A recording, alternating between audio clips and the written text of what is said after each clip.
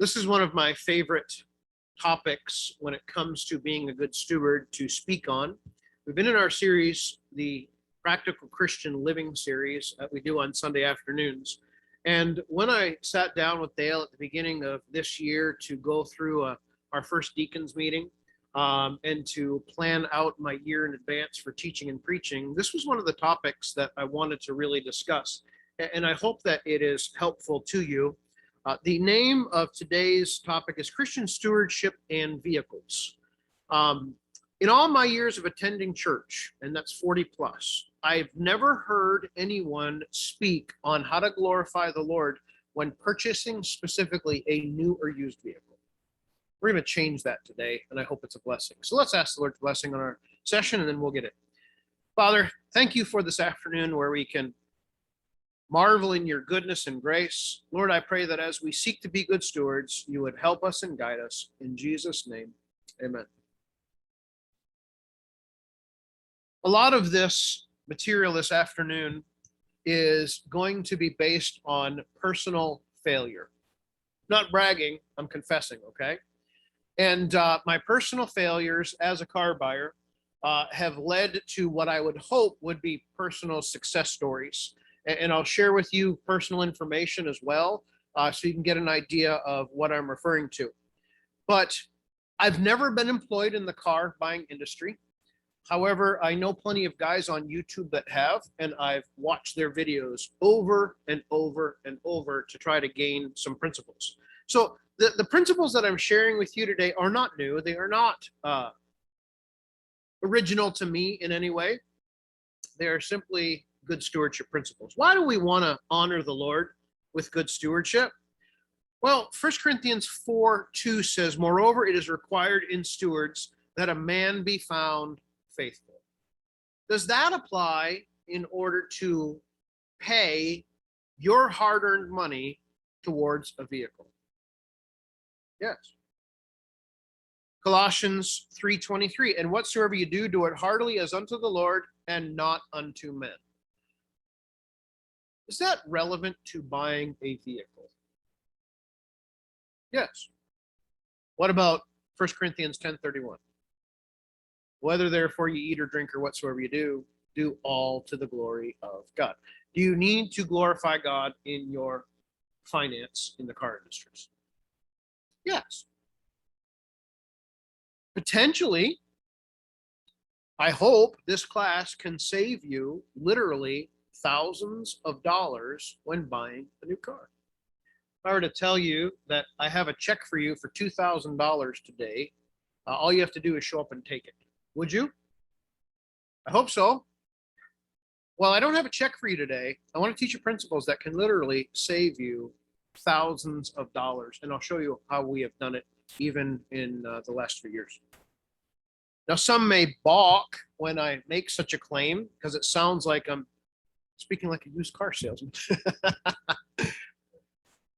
But if you don't know a value of a vehicle, you can overpay by thousands of dollars.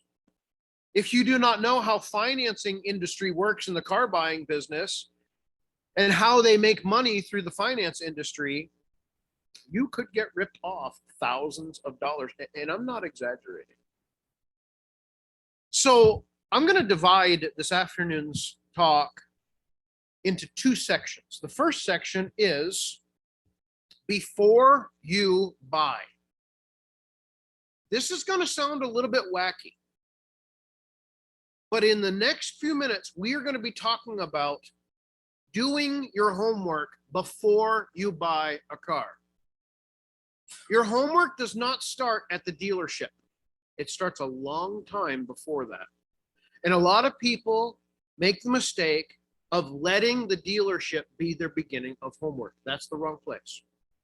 So before you ever leave home, I want to teach you a series of principles that are extremely important. Principle number 1. Determine if buying a new vehicle is a want or a need. You ever just want a new car? I have. When I want a new car, I just take Scott and Chris's Corvette out for a spin. And you don't wonder why Scott comes in sometimes with bright poofy hair. It's because that convertible just comes, the wind comes through his hair all the way to church sometimes. No, you don't have that problem, Albert. Nope, nope. There's no wind in your hair. Sorry. Ask yourself if getting a new vehicle is a want or a need. Why do you want a new vehicle? I've met many people who go through vehicles like it's facial tissue. I've met people who get an itch and they got to scratch it. Is that necessarily good stewardship? Is this done out of materialism and a love for shiny new things? Often it is. Now, I'm not saying it's wrong to buy a new car. It's not wrong to buy a new car because you want one and you can't afford one. You can do that and still be a good steward. But it is a sin to be materialistic and use new cars as emotional support. There's a habit of people who go buy a new car when they're feeling depressed. Every few years, it gives them an up. You don't need encouragement from a new car. That's a big costly mistake. You don't need to make your flesh feel better as if you deserve smelly new leather. Being a good steward in all things is a Christian attribute, even when buying a new car. Don't buy a new car just because you want one. Have a purpose. Is it wrong to want a new car? No, but don't be materialistic. Principle number 2, identify yourself as a type of buyer. I have created 4 types of buyers in my mind. Number 1, the new car buyer. Or is this the Price is Right buyer? A new car! Some people only buy brand spanking new vehicles because they appreciate the newness, the reliability, the lack of maintenance.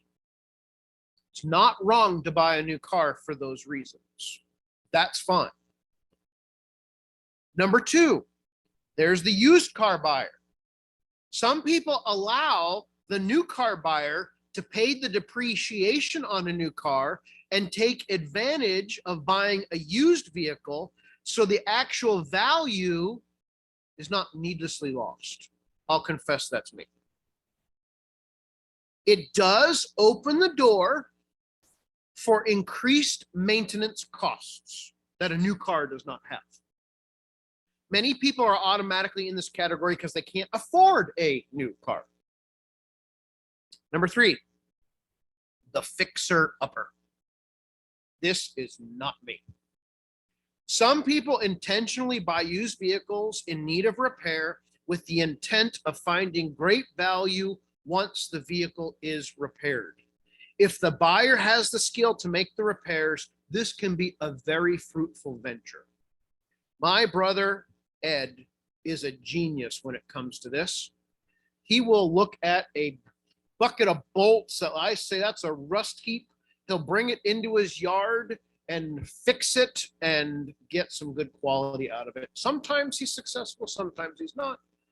But Ed has a very good mind when it comes to being a fixer-upper. He just loves it. Me, I'm the demolitionist. That's right. And number 4 is the leaser. Should I say leasee? Leaser. I don't know. I made it up. Leasing a vehicle has been looked down upon by many as bad stewardship because there's nothing at the end of the lease to actually gain. But I will say this, not all leases are the same. Andy and I went through a time in our lives with Mom that a lease was being a very good steward for us. And it really worked out in the long run to put us into a better financial position. It met a need. There are some really fantastic deals that you can save a lot of money on a lease, especially and only if you keep it under your allotted miles. So for example, at the end of our 3-year lease, we had a car that was 3 years old that had 26,000 miles that we could have bought out for only $13,000. Show me a 3-year-old car with 27,000 miles for 13 grand. I didn't want that car. I wasn't comfortable in that car. It didn't fit my body type. Kind of hurt me a little bit. The way that we drove, it was a fantastic car. It was a great car. Just wasn't for me. So we moved on to a different vehicle. So the benefits of leasing a vehicle is that the monthly cost can be at a fraction and there are no maintenance fees, except for, your oil and whatever tires. But the dealer takes care of most of those things for you. It can be very lucrative if you want a peace of mind and you're not having a full car payment. So here's what I would ask. Which one are you? Probably you have been 2 to 4 of these all over the spectrum. Maybe you're just one. That's fine. Andy and I have purchased one new car in our lives. And that was, we were both employed and I was in seminary, and it was a whopping $13,000 Hyundai, and we paid it off quickly. But we drove that car all over Deputation, all over Creation. It was fantastic, and sometimes missed that little car. We should have kept it. I've been in all these categories. I've had some great deals and I've had some horrible deals in these categories. All 4 can be beneficial if the buyer understands and he's educated about what you're getting into. One thing, just let me point out, and I had this written down before 2 weeks ago. If you're going to be a car buyer and you're trying to debate whether you buy a used car, new car, fixer upper, or lease, the Scott Van Dyne rule of car leasing is that you're going to spend a minimum of $300 a month for a vehicle, whether you like it or not. If your payment's $200 on a used vehicle, you're going to need to spend about $100 in maintenance on average. That $100 is not going to come every month. It may be in the cost of repair once or twice a year.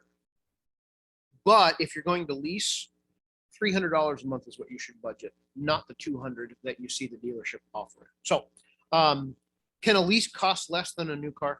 Absolutely. There's some good deals to be had. So, principle number 3. This is a biblical principle. Count the costs. Count the costs. The key to be a good steward is counting the costs. Have you ever been in a car finance office and choked when you saw the 2-mile-long car contract with the finance costs added in at the bottom, creating a number you did not agree to? Andy and I did that years ago in Virginia when we were first married. Her little Chevy Cavalier that we had when we got married kicked the bucket. And we went in and financed a used Ford Ranger. And when I ever looked at the total cost on that bill of sale at the end, I went, I don't have that kind of money. Oh, it's okay. I got monthly payments. I'll make it up. Yeah, we'll talk about that too. We learned after that contract to begin counting the costs. So in Luke 14:20 through 30, Jesus gives an example about discipleship in counting the cost. For which of you intend to build a barn, sitteth not down first and counteth the cost, whether he have sufficient to buy it? Could we say this? Which of you intending to buy a car sitteth not down first and counts the cost, whether you have sufficient to buy it? Well, I know what I can afford monthly. Well, let me give you some personal details here. Make this applicable. My car payment right now is $191 a month on my VW Sport Wagon. I'll talk more about that in a bit. In the first year, I had to put new tires on the VW. $450. I had to put brakes on it. I needed 2 front springs because you don't change one. If one's broken, you change 2. I had to have a new diesel fuel filter put in, and I had to do an oil change, which is $101 per oil change, although it lasts 10 to 12,000 miles. So it equals out to be the same as a diesel. But in the first year of owning my VW, we had to pay roughly $2,000 extra above and beyond the cost of the car. That is most likely what's going to happen on the majority of used cars. There are going to be costs that you have to get to work the bugs out. So in the first year of ownership, our VW technically cost us $357 a month if we would budget it that way. Year two, I spent it down to $191 a month. To be fair, that little VW took us 6,000 miles straight to Montana and back. When the fuel bill cycled through and we paid $300 and something for a trip to Montana and back based on fuel costs, well, my diesel paid for itself in that trip. So it made a big difference. I have to do preventative maintenance on my diesel at 100,000 miles. I've got to change the timing belt and the water pump. That's going to cost me about $1,500 next year. If I were to average that out, that's again another $125 a month added on top of your car payment. On the other hand, the car I bought on purpose gets up to 51 miles a gallon. You hate me right now. And my engine will typically last with regular maintenance to almost 400,000 miles. Will I ever see that on that car? No. It'll probably rot out long before that engine quits. We put between 5,000 and 7,000 miles on the VW per year. I'll never see 400,000 miles in this lifetime. The value of that vehicle for us has paid for itself and will continue to pay for itself because of our trip to Montana, our fuel mileage, and the longevity of the motor. So it was a calculated purchase for that specific vehicle. Diesel is only about 25 cents more a gallon that we've seen between our two cars. One's gas. But if I get up to 51 miles a gallon in 6th gear on the highway, around town's about 44 on average. If we bought an SUV that has similar cabin space, because it is a station wagon, that SUV would be getting 20 to 25 miles a gallon. So I'm doubling my gas mileage, especially when we're now $3-4 a gallon. All this to say is that before we ever bought the VW, Andy and I sat down and figured our mileage between gas costs and diesel costs before we ever considered buying a diesel. Then we decided, oh, we could save money with that. We counted the costs. So make sure that you count your costs. Biblical principle. Number 4, know what you are buying. Know what you are buying. One of the biggest mistakes car buyers make is allowing a salesman to choose their car for them. Specifically, the face of the auto dealership who just walked out the door with his big smile to greet you. Does anyone ever set out to intentionally buy a lemon? Yes. Chefs.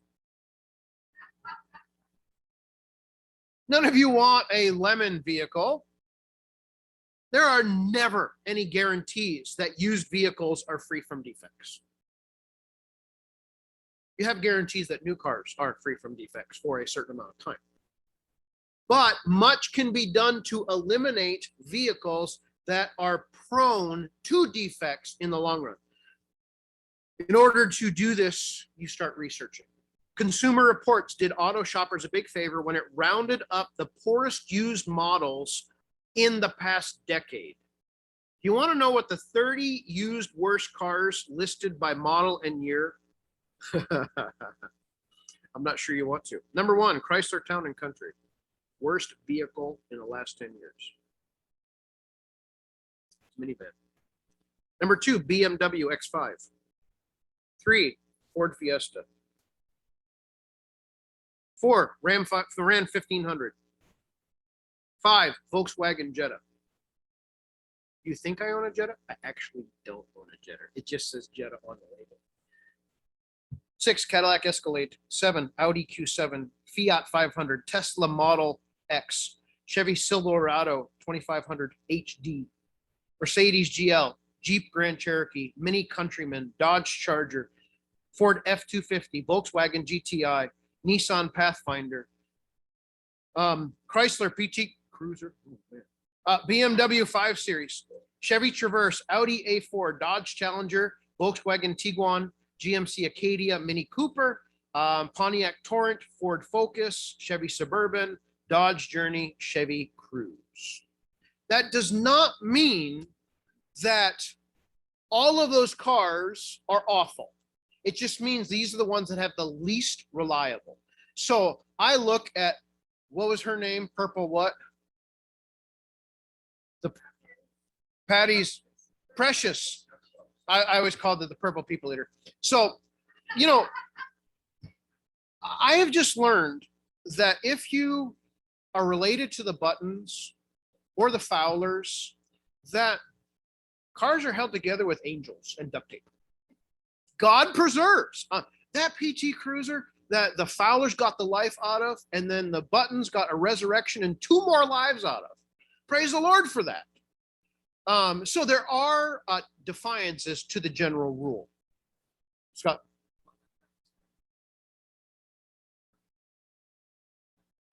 Never move it. Absolutely. Absolutely. So it's not to say that if you own one of the vehicles that I said that you're in trouble. It does mean that you need to pay attention to maintenance and update costs to prevent anything from happening. You've got to be on top of it. Which major car brands did you not hear in that list? Honda, Acura, same thing. Toyota, Lexus, Buick, Mazda, Hyundai, Subaru, Kia. What's that tell you? Well, it tells you need to be an educated buyer is what it tells you. Never buy a car without researching the history of a specific make and model. Don't do it. I don't care how much you love the color, all the beautiful amenities, the leather seats, the sunroof. Do your research. When it comes to researching cars, the internet can be your best friend. Here's some websites that I use, and if you ever want this list, I'd be happy to give it to you. Edmunds.com. That's where I start. Kelley Blue Book, Consumer Reports, JD Power, Carfax, Consumer Guide Automotive, TrueCar, Ride Shopper, Cars.com.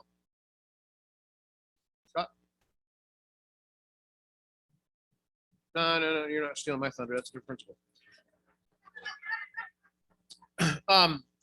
Do your research. And you say, well, Pastor, which one of those do you use? My answer is yes.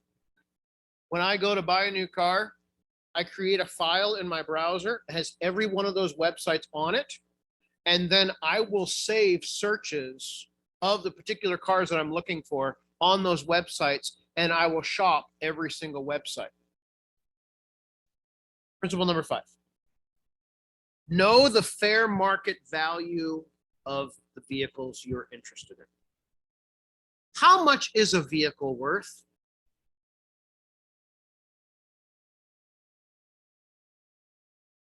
There it is, Chris Button. You get the gold star for the day. A vehicle is only worth the price of what someone is willing to pay. That's what it's worth. But a salesman wants you to pay his high number so his company can raise his profits. Is there anything wrong with that? Not at all. Well, it is fair and right for a salesman to make a profit and a living. There is no need for you to pay more than the vehicle is worth. What is the vehicle worth? We determine that through fair market value. How do you determine that fair market value? Research, research, research, and yet more research. You must compare the costs of the cars that you are interested in to similar vehicles on other lots, and I will add this, in your geographical area. A car in Franklin may be worth more than a car in Hampton. Why? Everybody do this, ready? And exhale. Guess what just went into your nose? Salt. Salt eats cars. Josh does not have that problem up in Franklin like we do down here. It will change the cost of the vehicle. Shop similar makes and models with the same amenities on different websites to determine the cost. Even in some of the websites I gave you, it will say fair market value right there. Good deal, bad deal, yes, no. All the websites do it for you. Okay.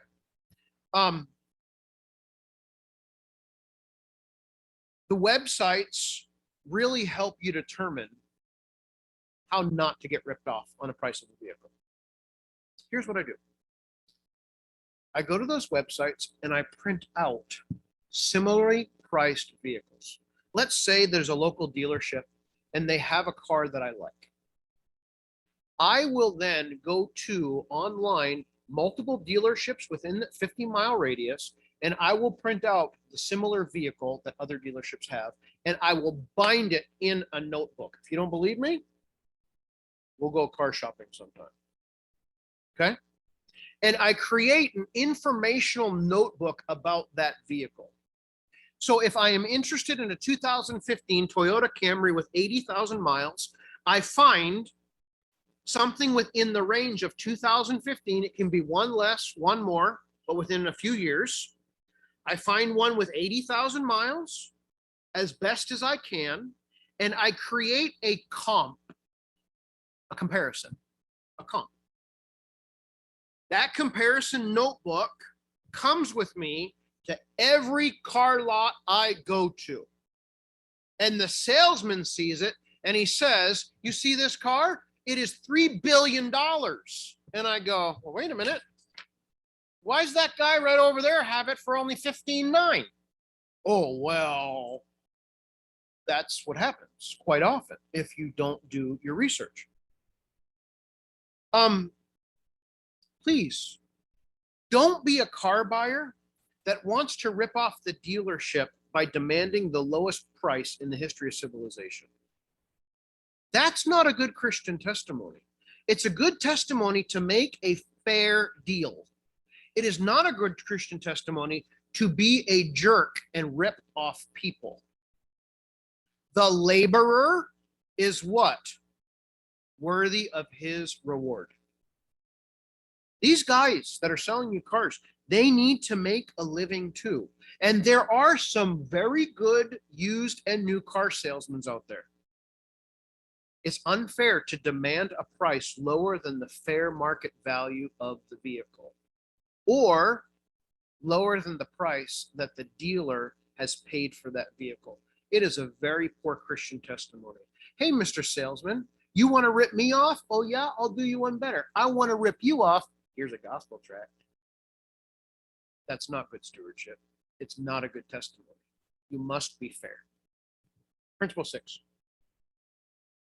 Know your financing options. How many of you, I'm not asking for raising of hands, how many of you have not considered financing until you're in the financial manager's office at the dealership?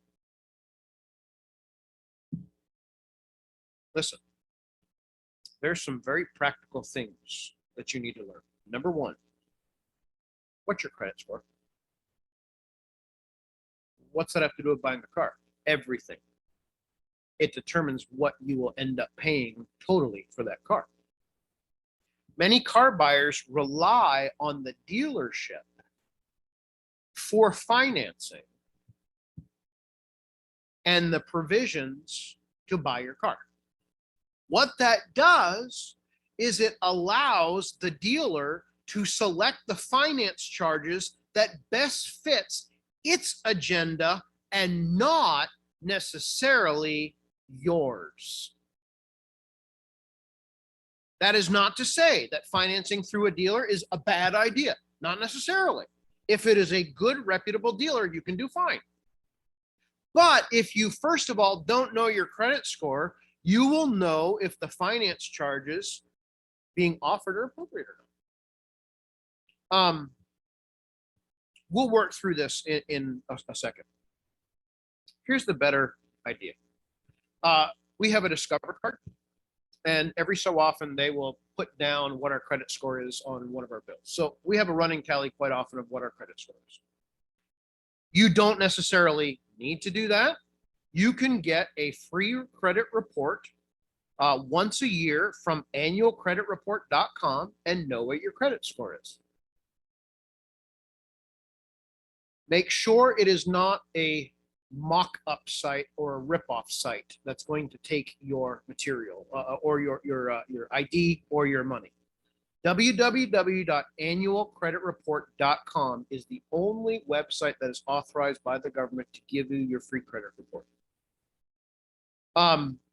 The other option is this, and this is what I really suggest you to do.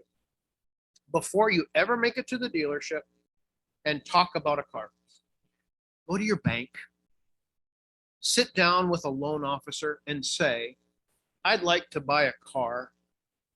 Could you please work with me here to get my credit score and see what loans that I qualify for? I personally, when it comes to purchasing large things, we now use a credit union, Northeast Credit Union, because again, Brother Scott Van Dyne used Northeast Credit Union, and we found out that they're just the cheapest rates in all of New Hampshire.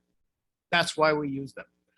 Maybe that's not 100% all the time, but that is what we use. So in order to use our credit union, for example, we financed through the car dealership, but I requested my credit union because I already knew my credit score. And our interest rate is 3.1% on the VW. Okay. Why is it a good idea to know your credit score and have financing secured, or at least be educated on your financing before you get to your dealership? So you have to understand that when you're in that financial manager's office, he sends your stats to multiple companies with a push of a button. Okay. Northeast Credit Union might come back and say 3.1%. Such and such bank may come back and say this percent. Then this bank over here will say, hey, why don't you go ahead and offer 5%? We'll kick you 1% back of the profits. Well, in the meantime, you could have had 3.1% sitting right over here, and yet you just doubled your interest rate because the finance officer got a better offer for his dealership. Is it wrong for him to do that? No, he's a businessman. He just knows his craft and his trade. You don't. It is best to sit down with your bank, with your credit union. Northeast Credit Union doesn't require you a massive deposit. Is it $10, Andy, to open an account? I think maybe $5 just to enter the credit union. That gains you access to walk in a branch and say, pull my credit score, see what I can do for a car. Please, please, please do that if you're going to buy a car, whether it's used or new. It is just wise, and I'll teach you why it is wise. That finance man can take any credit that he likes, any interest rate, offer it to you, and he says, well, the national average is 6. I was able to get you down to 5, but I qualified for 3. But he's not going to tell you that. That's why you do your homework ahead of time. An honest financial manager will offer you the lowest rate. Ours offered what I requested, Northeast Credit Union. A greedy financial officer will select the rate that makes the most money inconspicuously and make you feel good about it because you just paid him. Okay? Let me give you a very important tool. Did you know you do not need a car dealership or a bank to determine how much the cost of your car is going to be monthly and also in total? I have an app on my cell phone. It's very simplistic. If I can find it.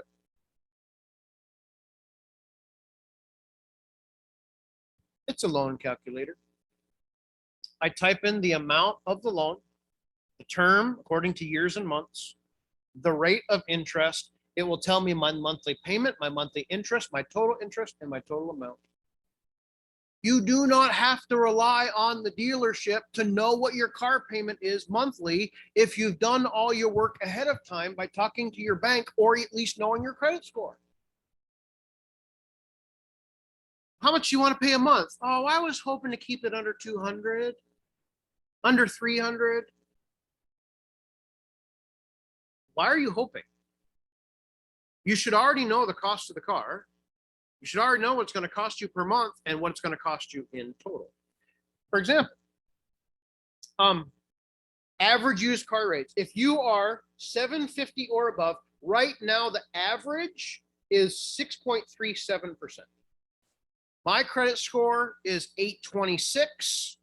I am above that average, so I am low at 3. If you have a much different credit score than me, I'm not looking down on you.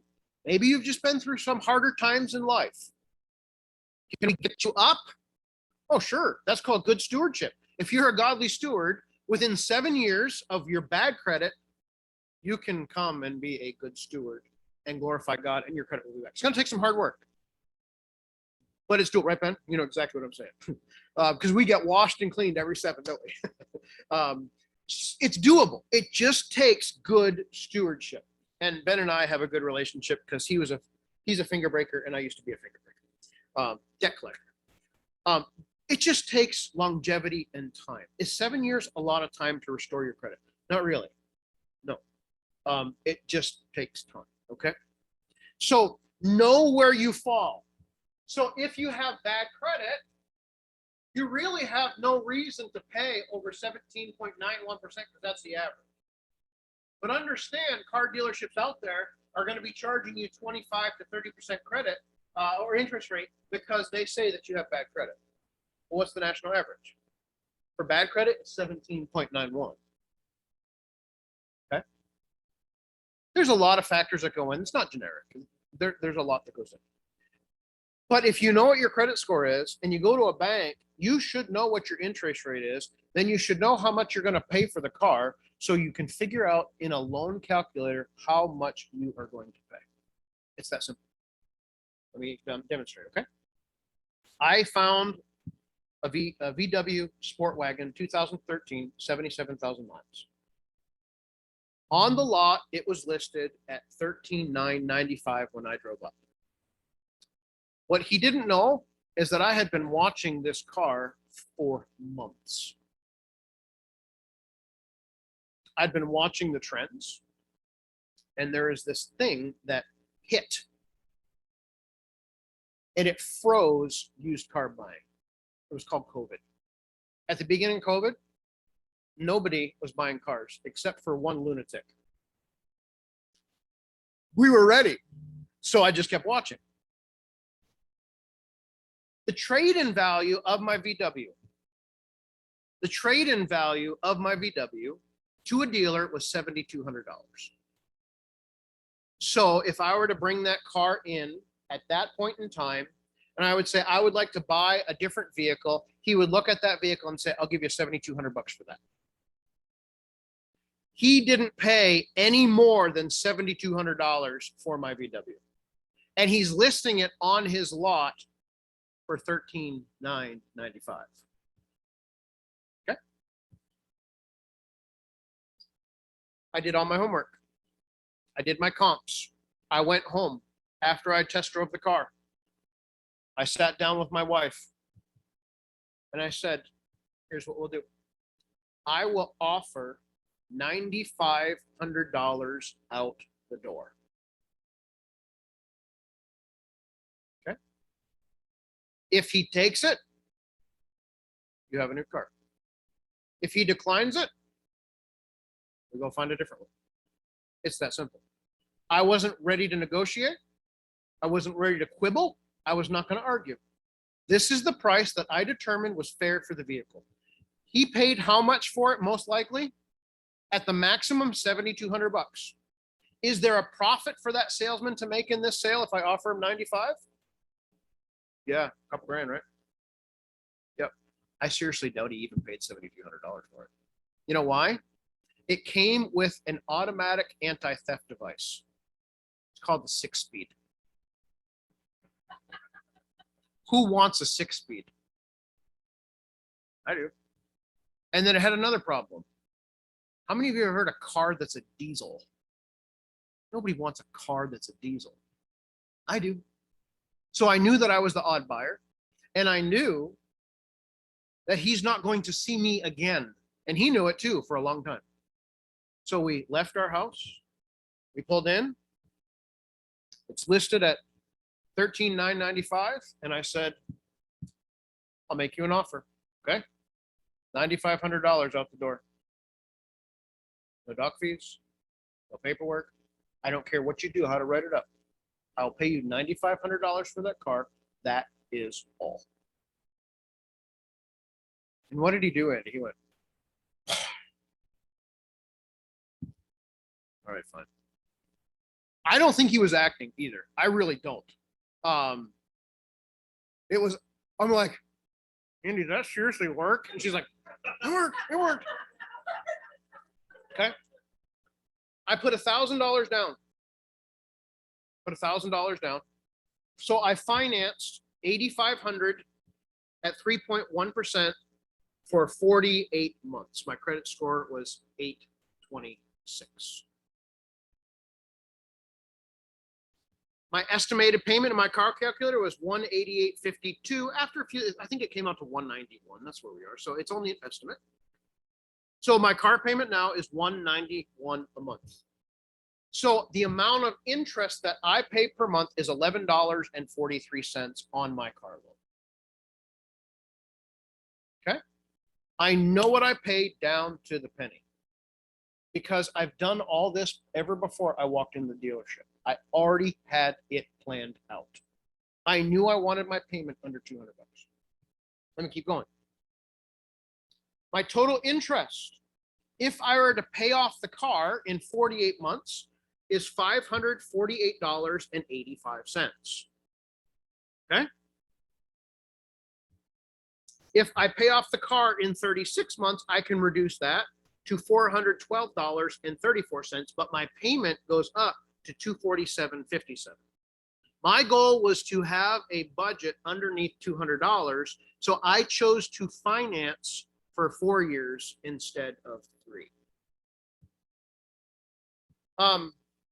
In the life of the loan, that means for that convenience, I am paying an extra $136.51. That's it. I don't think that that's unreasonable to give me an extra set of payments for a year. Will we ever reach 48 months on that car? No. We'll have it paid off before, and then we'll save interest charges. So these will actually go down because we'll pay off the Volkswagen before the 4 years is up anyway. We typically do that. So total paid for the VW, I offered $9,500. Total paid should be, and it will be lower than this because we'll pay off early, $99,1234. I already knew this prior to going to the dealership. It wasn't a shock. There were no surprises. I didn't have the exact numbers, but I had a range in my head, and my goal was to keep all charges under $10,000, and we hit it by 78 bucks. Okay. Accident? No, it was all on purpose. But here's an average deal. Average car cost, $20,000. Average interest rate, 15 plus. Average term, 60 months. Payment, $475.80. Total interest paid in the life of the loan is almost half the amount of the car.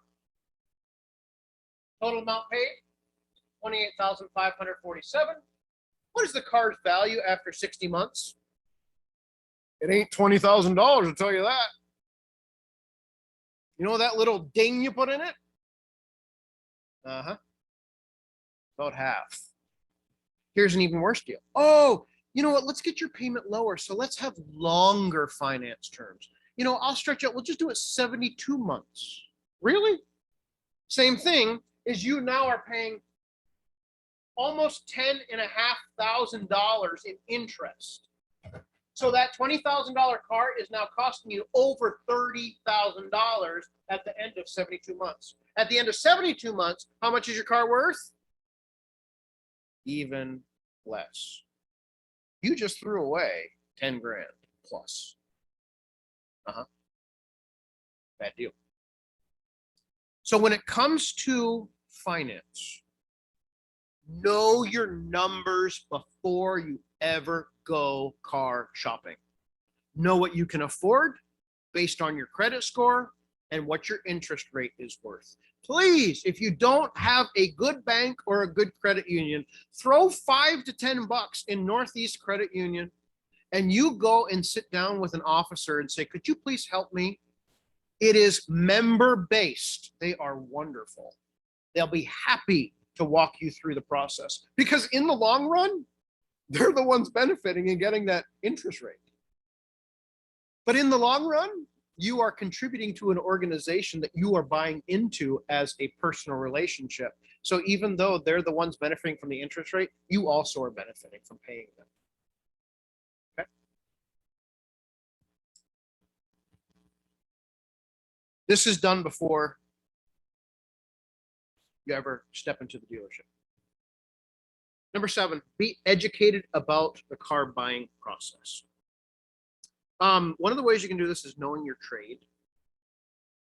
If you're trading a car, it is just as important to know the fair market value of your car as knowing what the fair market value of the car you're buying is.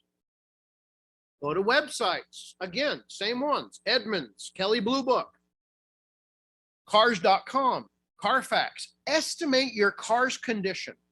Get a fair market value of your trade. You will see different levels of trade. Is it in good shape? Is it in great shape? Is it in poor shape?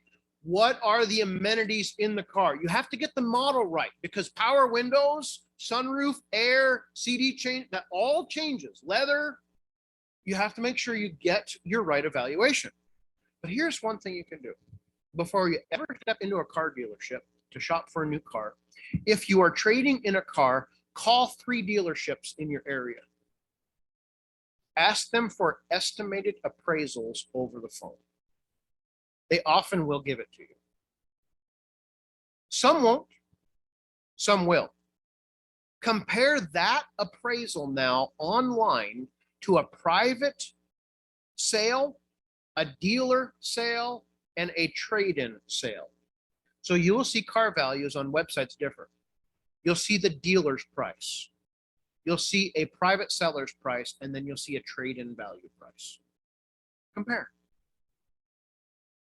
If the trade-in value is $2,000 lower than private sales, maybe you want to consider selling the car privately instead of losing that money in a trade-in deal. There's nothing wrong with that.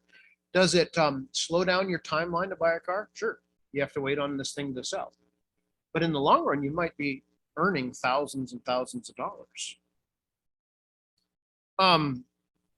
Be an educated buyer. Know your options. Don't set your heart on one particular vehicle. I just have to have this specific car. When the salesman smells that, there is blood in the water because you have to have that car. So when we went shopping for VW, I wasn't looking for a VW. That was just on the list. I was looking for a Chevy Equinox. I was looking for a Toyota Camry. I was looking for a Kia Soul. And I was looking for either a Subaru Outback or a Subaru Forester. Those are my personal list of family cars that best fit our family. And I would have been happy to buy any single one of those cars. But I also needed to know many things about those cars. So here's what I did. Before I ever visited a car dealership, I made a notebook and I had 5 different cars that I would have been willing to buy. And I personally researched the benefits and the snags of every single car. You know what I learned about Volkswagens? Never buy a Jetta They are trash. Do you know what car I own? I own a Volkswagen Jetta Sportwagen. It's not a Jetta. It's a Golf. It's European. It wasn't made in the United States. It was made in Mexico. But it is not a Jetta. It's a Golf. It has a diesel engine. Never buy a Volkswagen with a gas engine. You'll be paying the valve stems and the head gaskets every 60,000 miles. Never buy a Volkswagen automatic transmission. They are wretched. I have a manual. My transmission can't go bad. My clutch can, but that's normal common wear in a vehicle.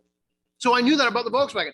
On the Subarus, I said, okay, number one, I know that Subaru head gaskets go bad. Number two, I know that at 99,000 miles, a Subaru timing belt needs to be changed unless it has a chain. I know that I don't want to touch a Subaru with a 6-cylinder engine because the boxer engines and 6 cylinders drink oil twice the rate of a normal engine. So I'm looking for a Subaru with a 4-cylinder engine. And on the list goes that I researched in my notebook. So I ended up with my wife saying, I want something with leather. I want something with a sunroof. She did not say anything about a transmission or a cylinder. So I got her a Volkswagen that was a diesel, 6-speed, and it has a leather interior. And I did not get her a sunroof. I got her a panoramic moonroof. And she's really happy because the kids can look out too. Happy wife, happy life. So what have we learned? Know the cars that you're looking at in and out. Know their flaws. Know what they are subject to. Put your notebook together. Know your trade in. This is a process. All right. That's your homework prior to ever stepping on a car lot looking for a car. A lot and overwhelming? Yeah, huh? But when you do that, you are so far ahead of the game. It's unbelievable. It's unbelievable. Let's talk about the down and dirty sales tactics. How many of you want to work with this guy? You can't see it, but behind the word tactics, this guy works at Wormwood Motor. Never buy from Wormwood Motors. That's just not cool. Yeah, yeah. He's handsome. Yeah, he's handsome there. Yeah. Oh, well, we're gonna stop there. So we need to understand that there are sales tactics salesmen use in order to qualify you and figure out who you are and what you're looking for. And we're going to start with a series of dreaded questions. When you step onto the sales lot, the questions you are being asked are not accidental. They are all designed with a purpose. Okay? Question number one.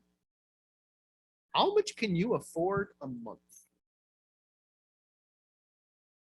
With what you have learned about financing and how a finance manager can upgrade your income or your interest amount, why would you never let the car dealership determine your monthly costs? Think about it. So you walk in, you have this car you're looking at. Let's say it's a $10,000 car. That should run you right in $200 a month, okay? And you come in and you say, I can afford $300 a month. I would be really happy. I'll take care of you. Hey, I worked out your payment. I've got you in for $257.95 a month. You good with that? I love you. You're under $300. Meanwhile, you're just taking $57 a month and going, wee, wee, wee. When he asks you, how much can you afford a month? Never answer that question. You know why? None ya. None your business. It's not his business. This is the salesman. This is not the finance guy. But he's feeling you out to see what he can sell you. Okay? Never answer how much you can afford a month. Do you already know what you can afford a month? Do you already know your credit score? You already have at least a semi-plan in place to buy the car you need. You already know the cost of the car that you want to buy. Should. It's in your notebook. Fair market value. Already done.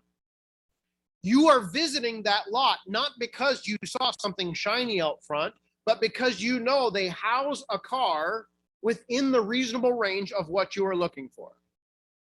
You've made the choice already. Question 2. Are you going to pay cash or credit? What's the answer to this one? Nanya. Not your business. I would never say that. Typically, they would say, well, how much are you going to afford a month? I haven't really decided yet. Which is true. I haven't signed anything. I have not made the final decision. Are you paying cash or credit? I haven't decided yet. There's a reason for that, and I'll explain it here in a bit. Can I make a copy of your driver's license? Why are they asking you for a copy of your driver's license? Well, they're going to tell you that the insurance company needs it for the test drive. You know what? No, they don't. The reason that he's asking for a copy of your driver's license is because he just took your identity and he put it into his database. So the next time that you walk into that door and you give the person your name, he gets credit for the sales. And if he is a salesman that you do not appreciate, you can't do anything about it. There's nothing wrong with showing your ID and saying, I am legally certified to drive in the state of New Hampshire, Massachusetts, wherever you live. I have a license and I can verify that, but no, you may not make a copy of it. Just understand that they may kick you out. If you want them to have a copy of your license, it's not illegal, they can do it. If you're comfortable with that, go ahead and do it. But there is no law, there is no policy that states you must give them a copy of your driver's license. It's all about information gathering. Database building, that's what they're doing. What's your credit score? What's the answer? None your business. I'm looking at this car. I want this car. I'm here for this car. It's not your business what my credit score is. How much money are you willing to put down? Haven't decided yet. $500. Did the cost of the car just go up $500 and you didn't know? Uh-huh. What do you do for a living? What's the answer? Nanya. Very nicely. Well, why? Well, let me ask you. You haven't decided yet. I want you to think about this. Who pays more for a car? Someone employed by McDonald's or a doctor? Why? Because the salesman isn't going to budge because he knows the doctor has the money. It is that simple. That's why I say, I watch sheep.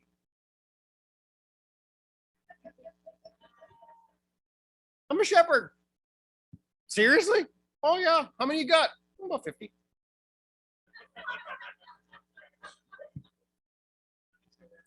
Yes, I do. I am a shepherd. Do you have a trade-in? Haven't decided yet. I am here to buy a car, not sell you one. We'll talk about that. What are you trying to get out of your trade-in? Why did they say that one? Because 99.9% of people undervalue their trade-in, and they'll grab it if you undervalue the cost of your car. Do you think that that salesman actually needs an evaluator to look at your car and tell you how much it's worth? No. What do you think they do all day when people aren't around? They go through the internet and they memorize cost of vehicles. So they can look at a car and go, I'd pay that for that. Yep, yep, yep. You know how I know that? I've watched them do it in car dealerships. I love watching car salesmen while I'm buying a car, and I just look. What are they doing? They go through their inventory and they're memorizing and looking. They're going through the internet. That salesman already has you pegged for what that car's worth and what he's willing to pay for it. Already done. This, oh yes, we'll give you the appraisal. Where's the appraisal guy? Oh, he's not in right now. They already know. Bunch of bunk. We don't talk about trade-ins when we first get to the lot. All right, very quickly. The salesman. The salesman.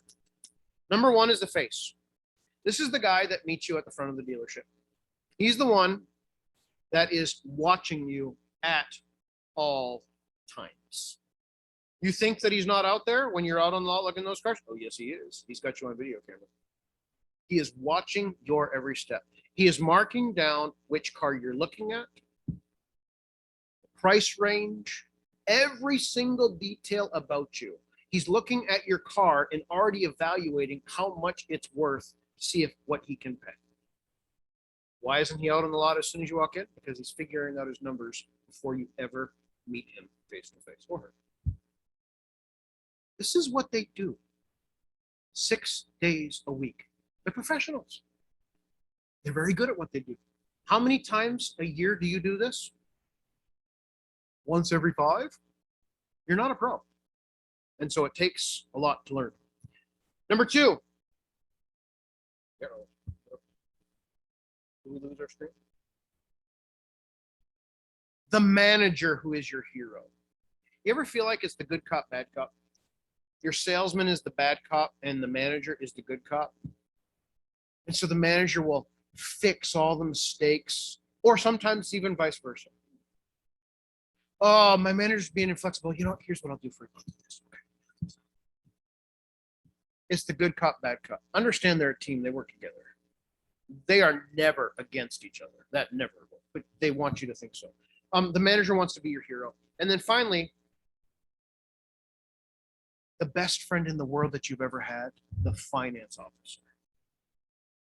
This man or woman is the best salesman on the lot. He or she is the best salesman. You don't meet them until the back end. So let me ask you this. Which one is your friend? Survey says, not a single one of them are your friend. That doesn't mean that they're all crooks. I'm not saying that. But they're in business to make money. They're not your friends. Don't treat them as your friends. They're not. It's a business relationship. Be very, very careful. A good salesman will let you breathe. He'll show you interest in your needs. He'll tell you that the financing options for long-term leases or loan rates at 5 to 6 years, don't do that. That's not good. He will understand that you have limitations of what you can buy. He will respect you. There are guys out there like that, and they need to make a living, but make sure that you have a sense or a feeling that they are honest. Would you send your grandmother to this guy? That's the guy you want. Not all are trustworthy that way, but look for as honest one as you can. All right. So now it's fun time. Now that you figured out all the sales guys, schedule test drive days. Notice I said days, multiples. Remember, I have 5 cars that I like, and I will find dealerships in the area, and I will go and schedule test drive days and drive those cars to see how they are. I'm not scheduling one day for test drives because I have many cars I like, all within my budget, all within what I'm looking to do, and I'm not set on one. Do not buy a car on test drive day. Nope. Because the salesman knows that the moment you sit in those plush leather seats, your intolerance to him just went, boo. He's got you. Go home. If you like it, come back. Go home. You're not ready to deal. On test drive day, do not talk about numbers. They'll break you down and you'll walk home with a new car. Well, hopefully you drive home. Don't talk about numbers. I guess if it's a lemon or not. Evaluate your salesman. Make sure you can trust him. Make sure you like him. You maybe have had some that you don't trust or you have not liked, but take time to make that relationship. And frankly, folks, Is that salesman's sale more important or is his soul more important? What if you're the only witness for Jesus Christ that he's ever met or will meet? Have a good testimony. Before you buy your car, call your insurance company. Call your insurance company. Why? So you know what your rates are. You know that some cars are just skyrocket high in insurance because they do very poorly in crash tests. Call your insurance company. Ask what the costs are going to be. What happens if your insurance on this particular car is $100 more a month, and you already signed your paperwork, and you're calling your insurance to get the thingy sent over to the dealership so you can drive away? Oops! All that budget work that you just did is now out the window. Call your insurance company. What about this? What about Gaap Insurance? So Gaap Insurance is an interesting tool. Gaap Insurance, when you're in the finance officer's guy, he'll usually offer it to you for $30 to $50 a month. So if my car is $13,500, let's say I owed $13,995 on my VW. I didn't get a better deal than that, but it's only worth $9,500. And I get off that lot and I have insurance and I'm in a car accident, so the car's totaled, but I'm okay. What happens to any money over the insurance company's valuation of the car? You got to pay for it. So Gaap Insurance gives you safety. If you owe more on your loan than your car's worth, Gaap Insurance gives you safety. Okay. Typical dealership, 30 to 50 bucks a month. Doesn't that feel good? No, it doesn't, because you can call your insurance company, request Gaap Insurance, and they may sell it to you for about $5 a month. 20 bucks a year. What a horrible prospect, right? Buy Gaap Insurance through your insurance company, not the car finance office. If you currently have Gaap Insurance in your car contract from the car company, call your insurance company, get the Gaap for 20 bucks a year or whatever it is, call the car company and cancel it. It'll drive the cost of your payment down. You can do that? Yes, you can. Don't pay for Gaap Insurance. Before you buy your car, what do? Pray, pray, pray. Right. Ask the Lord if this is a wise investment. Now, before you go to the car dealership, it's time to formulate your car deal. This is where it comes in, where I formulated that I was comfortable paying $9,500 for our VW. The salesman does not determine the price of the car. You know who does? I do, because I am the buyer. I really don't care what the salesman has it marked for. I will offer a fair market value for that car. Formulate your car deal. Arrange for the car that you're going to buy to be looked at by an independent mechanic. Don't skip this. Don't skip it. The Buttons do this religiously. Do you have to pay $100 to get it done? Yeah. But it's better than making a $10,000 mistake. And you're only doing this if you are serious about buying that car. Okay? Here's a little trick. Okay? I told you I'd talk about trade-ins later. I have not talked about trading in anything. How much is the value of my trade-in? I already know because I got my notebook, right? So when you go to get that car to bring it to your mechanic, where's your car going to be? At the dealer.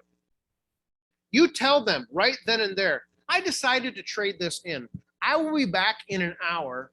I want an appraisal done, and we'll talk about the price when we come back. Okay? The reason that we did that is because it's a separate transaction that has nothing to do with the sale of your car.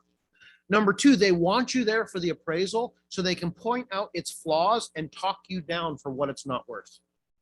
By stepping away and coming back, do you already know how much your trade-in is worth? So when you come back and they offer you less than the trade-in value, what do you say? Hey, I've got this notebook right here, and it says trade-in value for this car is done at this price. Hey, here's a second one to verify that. Here's a third one to verify that. It's all in my notebook. Why are you offering me $2,000 less than trade-in value? Okay. We're already ahead of the game. We already know these things. Request any trade appraisal now. Be urgent about it. When I get back, this is what I want. You're the buyer. Does he want a sale? Yes, that's the way he makes a living. Okay. Let's have integrity as we make our offer. So we make an offer to the car salesman. You are in control of the sale. The car is worth only what you are willing to pay for it because you're the buyer. Don't be greedy. Don't be abusive. Look for what we call fair. Is it fair for you? Is it fair for them? Don't waste your time going through an explanation process by the salesman of how they do it their way at their dealership. Frankly, I don't care how you do it. I offered you this price for the car. Do you want it or not? Let me talk to my manager. He comes back. We can do this. You know what I say? No, thank you. I get up and I walk out. Is there anything wrong with now bartering with that salesman and manager? No, you can do that. I don't do that. That's just the way I do it because I have 4 other cars that I have lined up that I want to go look at. If they meet my price, I buy the car. If they don't, I go on to the next car. It's that simple. If you want to debate them and bring the car, if they come in and ask for a few $100s, you can do that. That's fine. We're looking for fair. The moment that they start playing games, you walk. Car dealerships that play games with you do not deserve your business. Tell them after you make your initial offer, you have 15 minutes. If I don't hear back from you for 15 minutes, I'm gone. I've got 4 other cars at 4 other dealerships that I'm willing to look at. Do I bluff? I don't bluff. If the 15 minutes is up, I get up and I walk out. That's just the way it is. For those of you that saying, Pastor, can I take you with me to buy a car? Yes, we can talk about my interest rates. No, this is actually a fun hobby for me, but I'd be happy to walk you through. If the face and the manager agree to accept your offer, don't waste any more time with them. Do not talk about the salesman's numbers of the car, the manager's numbers. I don't care. There's only one person, as soon as they agree to the price of the car, that I want to see. You know who it is? A finance officer. The finance officer. Don't waste any time talking to the manager or the salesman about your possible payment. Don't care. I want the finance guy. Meet with him. Once and only the car cost has been agreed to. You walk into his office, you sit down, he greets you, and you say to him, we are paying X amount for this car. Is that your understanding? Yes, that's my understanding. Okay, I would like to now discuss how we are going to pay for this car. At this time, and not any moment before this time, you are now going to say, I am paying cash today. Do you understand that finance cars are cheaper than cash pay cars? There's not a lot of money room to be made on used cars. The money is in the finance and the options that the finance manager is about to nail you with. Don't ever walk onto a car lot and say, I'm paying cash. You will not get a good deal or the one that you're seeking. You only show cash once the price of the car has been agreed upon. That's it. Dealerships do not like cash buyers because they can't make money off interest fees. Very simple. If you have already obtained your finances from a credit union or bank, it is now time to tell the finance officer that you have done that. Don't tell the salesman. Don't tell the manager. It's none of their business. They're not writing the contract. You only tell the finance officer when all three salesmen have agreed to the price of the car.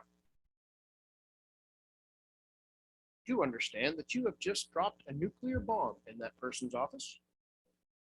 You've gutted the main way that he makes his money. They can't get a kickback or commission from the banks that they want to use for your loan. You've killed them. But they've already agreed to the car. The finance officer, will you ask you to wait in the lobby while he prepares his paperwork? The sale's not done. It's just now beginning on his part. He's going to prepare your paperwork. Remember, he's still a salesman. He's not a finance officer. He's a salesman.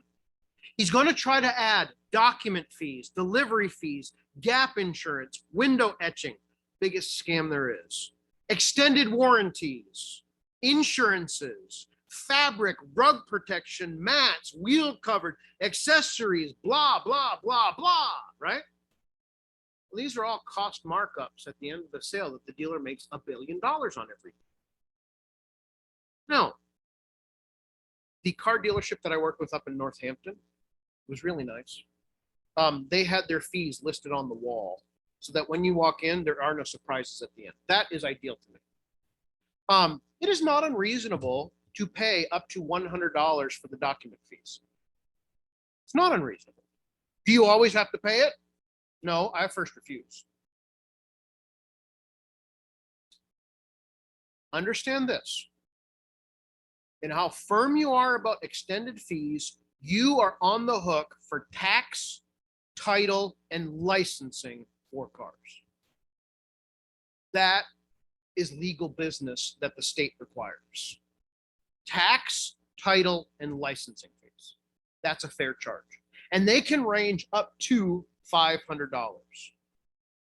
The one up in Northampton put up on their sign $360 for closing cost fees, include the doc fee, the tax, title, licensing fee. When I went in and made my offer for $9,500, I told them I didn't care about the fees. I'm paying you $9,500 for that car. Take it or leave it. So technically, if he wanted to, it probably, I paid $9,100 and change for the car. He added his fees on. I paid $9,500 for my car. I don't care what he did with the other fees. Just be careful that when it comes to your fees, don't finance your fees. That's unnecessary interest charged on fees that you have nothing to show for, right? You understand what I'm saying? Don't finance your fees. You'll be paying more for fees in the long run. So be careful there. When you return, you're outside the finance guy's office. So now you're going to come back, but you should never be there alone. You should have a second pair of eyes because it's time for you to come into the finance office and review that contract. Here's what you're going to do. You are going to take that 2-mile-long contract and you are going to ask the finance officer to leave his office. You know why? Because you're going to sit down with your buddy, your wife, your friend, and you're going to go through on that contract and make sure everything is appropriate. And if there are fees and such that doesn't make sense and you don't like, you're going to circle them or cross them out saying, I'm not paying this, I'm not paying this, I'm not paying this, I'm not paying this. You will not do that if there's a guy sitting there watching you. You won't. He'll have you right where he wants you. Ask him to leave so that the two of you can go through that contract. If you're bold like me, I don't mind him watching me. That just doesn't bother me at all. That's fine. Don't care. Listen, if you have bought a car and you've gotten swindled by add-ons, go back to the dealership and say, I don't want this, this, this, and this. I've been paying for this whole time. I want to stop it now. Oh, I can do that? Yes, you can. Some of you might be able to drop your car fees and get rid of that Gaap Insurance and all the other sillies very, very quickly. Very close. All right, last part. We're done. Thank you for your patience. We are way over, but this has been a one in the making. So we've been waiting months on this one. Good stewardship. Please understand, generally a car is not an investment. It's a money hole. Are there classic cars or sports cars or stuff that you're going to put in bubble wrap that are investments? Yeah. Is that you or me? Probably not. It's okay to do that. There's nothing wrong with that. But the cars that you typically buy, they're not investments. They're money holes. Long-term auto loans hurt people's financing. Do you understand that? First, the interest paid over the life of the loan can increase the vehicle's cost up to 50%, depending on what your interest rate is. You paid $30,000 for a $20,000 car, and now it's worth 8 to 10. It's not good stewardship, folks. The danger of the long-term financing is always being upside down in the loan. What does it mean to be upside down? It means to owe more than your car's worth because your interest rate has taken it higher than it's worth. You will never get out from under it unless you pay off every single last penny and don't do that again. But here's what most people do. Every few years they get tired of this car, and so they'll go to the dealer. Dealer will say, okay, I'll give you $8,000 for that car. How much you got left on the loan? 10 grand. I'm sick of it. Go ahead, let's refinance. Boom, you got $2,000 higher on the next loan. Do it again in 5 years. What did you just do? 5 years, 5 years, 5 years. You're now underwater $10,000, $15,000 on car loans that you will never catch up with. If you are committed to a car loan right now, plan on paying it off to the point where you are no longer upside down. If you are beginning to be a good steward, over the next few years, your credit score should go up, right? Go to your credit union and say, can I refinance my car? Uh-huh. Yes, you can. That's good stewardship. Let me give you a very tough principle here, and you're not going to like this. 36 months on a car loan is ideal. 48 is max. Don't finance cars for anything over 48 months. But I have to in order to get the payment low enough. You can't afford that car. Find something cheaper. In my case, I went 48 months because I wanted a $200 payment. I sacrificed $136 over the life of the loan to give me that convenience. I'm fine with that. I'll probably never see it because we'll pay off that loan early and I'll save on interest charges. Here's another harsh statement. 20% down is ideal, 10% is minimum. If you put 20% down on a used car, you will not need Gaap Insurance because you are not upside down. You have equity in your car. On a new car, understand that the moment that you drive off the lot, you just drop X amount of thousands of dollars because you drove it off the lot. You don't have equity yet. But if you're putting 20% into a new car, you just bought equity, so you're borderline upside down. In a few months, you'll make it out. That's fine. But please be careful. You know, this zero cash down, doesn't that sound wonderful? Zero cash down means you upside down. Long time. Don't do that.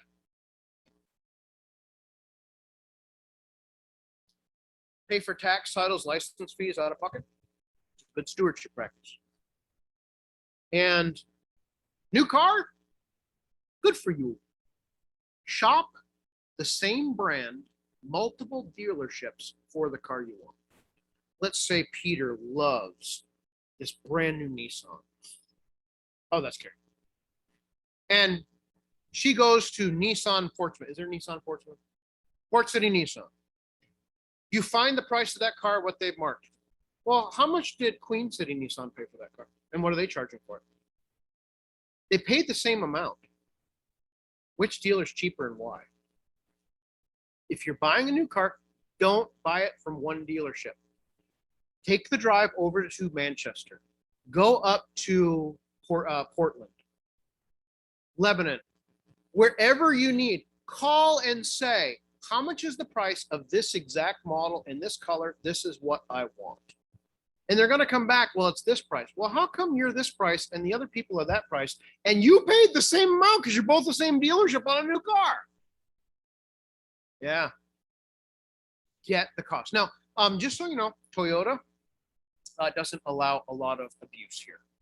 Toyota is a company that if you're going to buy a new car, 9 times out of 10, they regulate what the dealership in their family, so that you go in and you say to a Toyota dealer, I want a new car. I want this.